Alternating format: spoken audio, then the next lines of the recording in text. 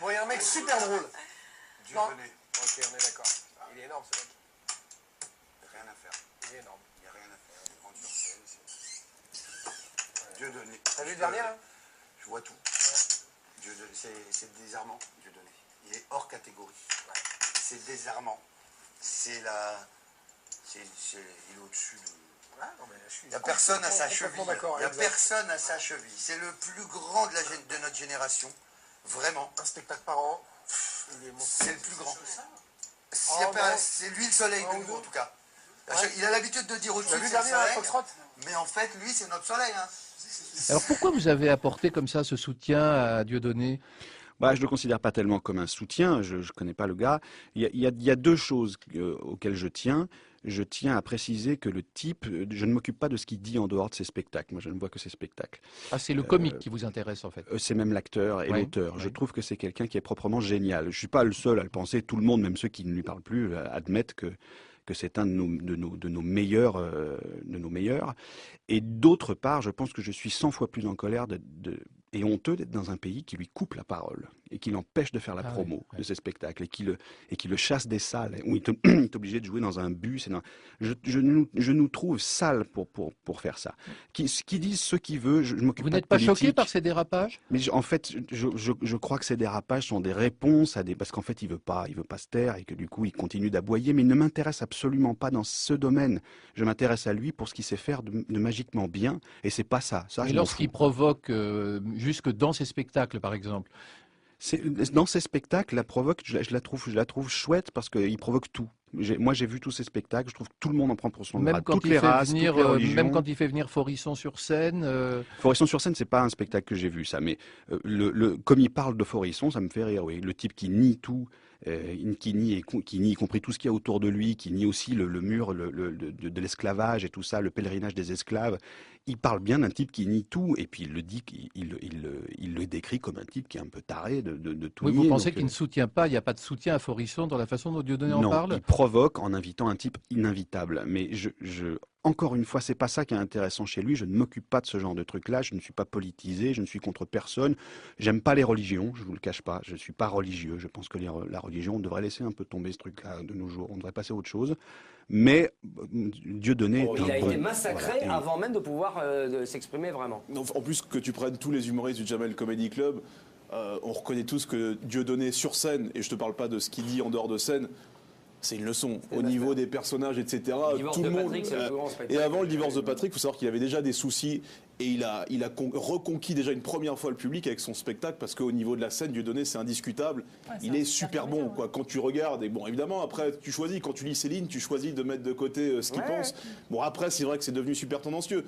Le seul truc qui est dommage, c'est que Dieudonné, qui était un artisan, peut-être un des derniers de la liberté d'expression, toute sa démarche, finalement, ça a été l'inverse. Et que ça s'est encore plus refermé depuis ces incidents. Et moi, avec ma gueule, tu penses bien que je dis le mot juif ou autre pendant mes spectacles, il y a l'espèce de fantôme du Dieudonné qui ressort à chaque fois, quoi, à chaque coup. Et c'est ça qui est juste dommage, c'est que finalement, ça a servi à encore reculer au niveau de la liberté d'expression, etc. Dieudonné ne tue de rien. Il fait des choix débiles, il va dans toutes les directions, il dit n'importe quoi. Mais alors quand il est sur scène, putain, il est super fort. Il est super fort. Quel humoriste est le poids lourd du rire? Ah, je suis pas emmerdé parce que je sais très bien qui je pense. Pour moi, le comique le plus drôle, c'est Dieudonné. Ah. Malheureusement, il était drôle. Malheureusement, quand il a fait Astérix et Cléopâtre, Chabat l'a fait tourner en Dark Vador et je crois qu'il a gardé la tenue pour passer du côté obscur de la force. Complètement. Mais ça reste le plus drôle. Le truc qu'il a fait quasiment en 24 heures sur Guerlain était... Je suis super content de voir Dieudonné. J'ai jamais eu l'occasion de lui dire, là je te le dis, il y a la télévision, il y a le public, j'en profite. T'es le meilleur. Alors voilà, je suis, moi je te dis, moi je suis un fidèle partisan de Diodo. Parce que Diodo est là et vraiment c'est important de le rappeler. Et il est sincère tout le temps dans tout ce qu'il fait et c'est un vrai moteur pour lui. Et moi c'est vraiment plaisant de le voir de là où je suis parce que comme il triche pas, quoi qu'il arrive, il finit par gagner. On lui a craché dessus, il s'est fait cracher dessus par tout le monde. On va pas reprendre là le débat, puis on a vu tout à l'heure, ça lui arrive de déraper aussi. Il règle ses comptes sur scène, comme il est sincère et qu'il même quand il se plante, quoi. Les gens ils finissent par par suivre parce qu'il est drôle, sincère, et puis voilà, il frappe là où ça fait mal. Et c'est dommage qu'on s'attaque à un mec comme lui parce qu'on a besoin de mecs comme lui.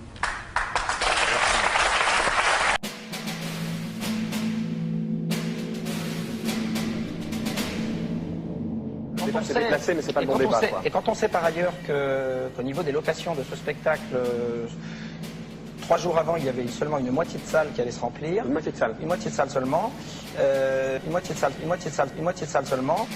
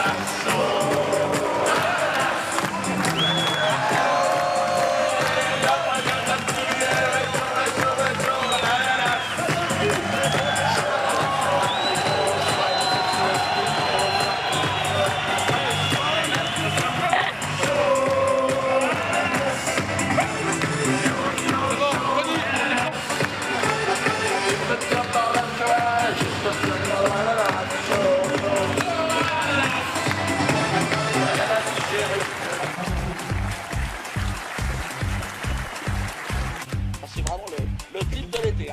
Dans le rythme. Regarde, quand tu fais ça, j'active plus dans le rythme.